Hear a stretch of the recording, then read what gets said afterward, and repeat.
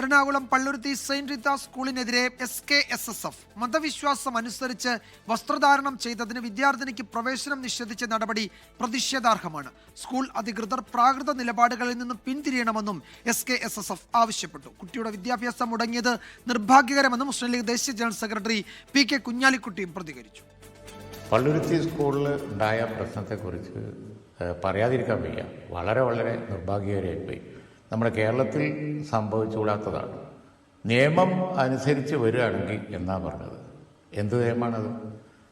ഒരു കുട്ടിയുടെ തലയിൽ ഒരു മുഴം നീളം ഉള്ള ഒരു തുണി അവരുടെ ശിരോവസ്ത്രം പോലെ തന്നെ, അത് കണ്ടാൽ പേടിയാവും, അത് നിയമവിരുദ്ധമാണ് എന്നൊക്കെ പറഞ്ഞ് ഒരു കുട്ടിയുടെ വിദ്യാഭ്യാസം മുടങ്ങിയത് അത് വളരെ നിർഭാഗ്യകരമായി കേരളത്തിൽ സംഭവിച്ചുകൂടാത്ത ഒന്നാണ്.